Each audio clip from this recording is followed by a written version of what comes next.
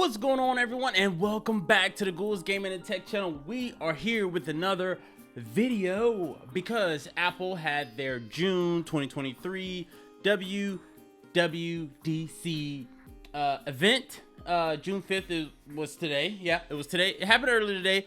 Unfortunately, I was busy doing stuff during the time. I did post on my Instagram, TikTok, and YouTube and all that stuff, just as like a short reel, because I saw like these Apple Vision Pro AR headset kind of thing. They're not glasses, it's like a headset. I'm gonna do a live reaction with you guys because I haven't like seen too much of the details of it. I just saw like, hey, they introduced this and it's gonna come. If you're new to the channel, feel free, please hit that subscribe button if you're new to the channel and you appreciate any of this content and you just like my bubbly personality. And if you're new or returning, make sure to hit that like button. It's definitely appreciated. So all right, let's get into it. I'm gonna press play. Bagoo.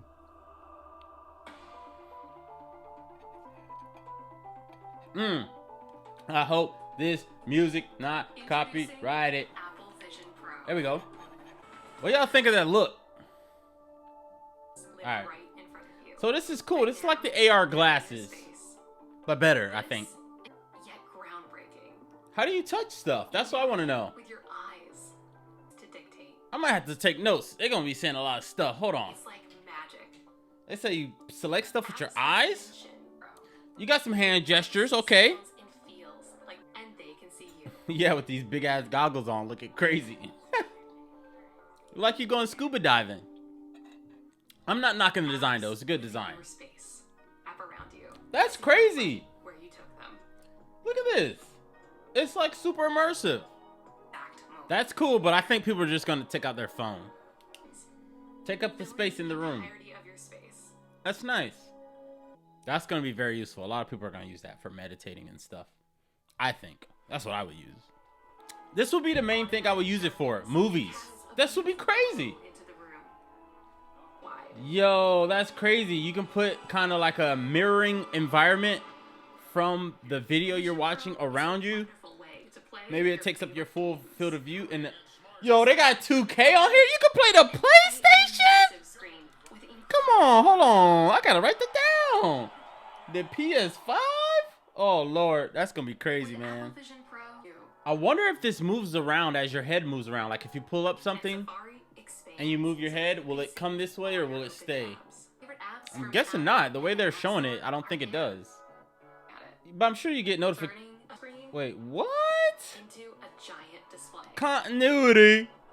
Oh man, I could imagine. Now watch a movie. How does that work with like you not being able to have Wi-Fi and stuff on the plane and like your cell signal? How does that work? And a high performance battery reduces weight. Oh, that's to the a battery minimum pack. That's what that and slips is. easily when you're in FaceTime. What? Scan FaceTime. Directly reflects your face. That looks creepy. I will say that does and look true creepy, expressions. but it looks cool. I would use that. They got Apple ray tracing. That's cool. Around Or you. audio ray tracing. Sorry. If that video is like 4K, man, 8K, whatever they can fit in there, that'll be amazing, dude. Even if I don't buy this, I would definitely want to try this out. Like this is an experience altogether. I got a lot of notes here. That's Apple knows how to put together a video, okay, to promote a product at $3,500. Is it going to be in a lot of people? Like, yeah, if you can afford it, it's going to be in a decent amount. They're going to sell well. I'm not even worried about that. But aside from that, let's get into some of the stuff that I noticed in the video. And I'll just go one after the other.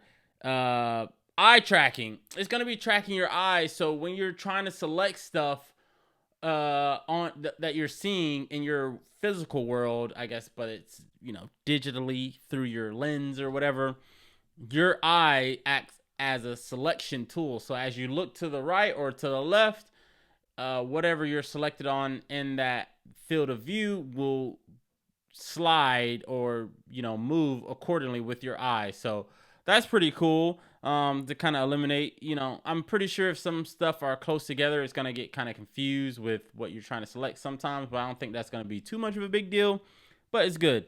Hand gestures. I think in one of the videos I saw like a hand, like there's like a band or something around somebody's hand for it to account for your hand gestures. I could be wrong, but I could have sworn there was like a band, so when you move your hands to select stuff, it kind of, knows what you're trying to do. But if it's just based off the cameras, that's pretty impressive as well. Videos and pictures. You can take videos and pictures with this.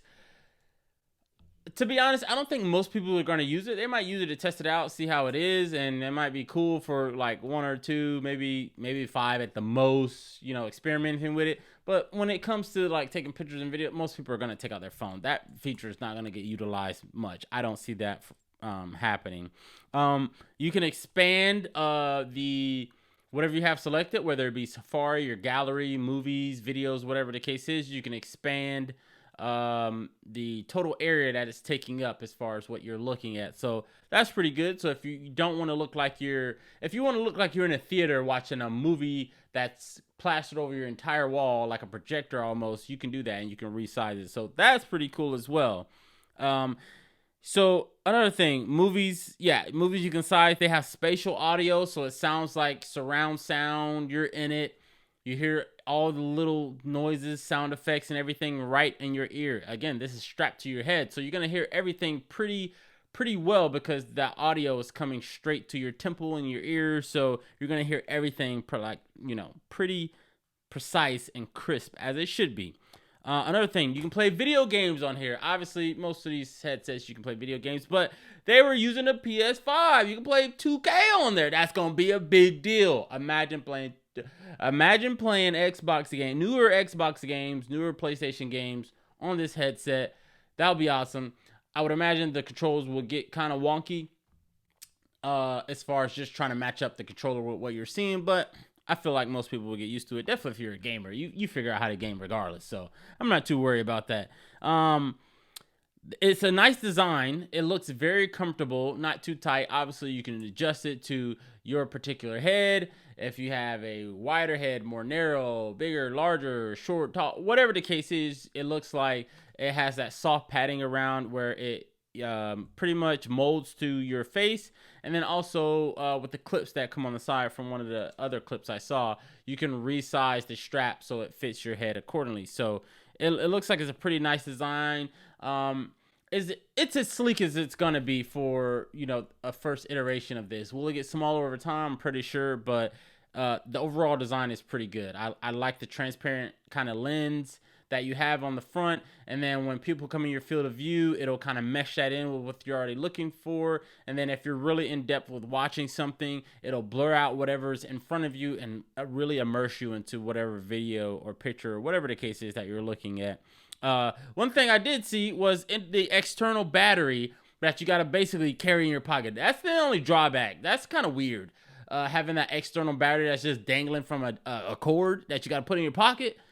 Granted, if you're using this, you're probably sitting down chilling, and it's maybe not be as big of a deal, but aesthetically, that's kind of like, come on, man. Like, you don't want to be walking around with that wonky battery. Definitely if it falls out of your pocket or just whatever the case is, it can, have the potential of a kid getting a hold of it, cutting it, or whatever. It just opens it up for a lot of issues later on, but it's fine. It has 2 chips in it. Apparently, according to Apple, they're very powerful. Can't say too much about those because they made the chips, not me. Looks comfortable. You can scan your face in FaceTime. This is wild. It's not just an avatar that you're using on your phone. You can use the avatar in FaceTime. You can put the head over your head and it's like a bobblehead. No. This is like scanning your actual face and putting essentially an AI generated model of your face in that FaceTime call so you can interact with people. It might freak some people out when they first get on it. I'm pretty sure it will freak them out, but it looks cool. Like me as a tech person, as a gamer and all that, like I wouldn't mind it. It looks cool. I'm like, it would just trip me out. But for a lot of people, it's like, why is this like robot looking thing talking to me? But it is a cool feature. And then also last thing, it scans like the environment. So when you're pulling up photos, videos, web browser, messaging, movies, YouTube, whatever the case is, it scans your environment. So it's not, at least according to this video and according to Apple, it's not like a weird overlapping effect where it's out in your field of view, but it's not lining up with the dimensions of your environment. So it scans the environment. So when you pull up something, it will show up accordingly. And then obviously you can resize it according to that. But, and then continuity. That's the last thing. Sorry. Continuity.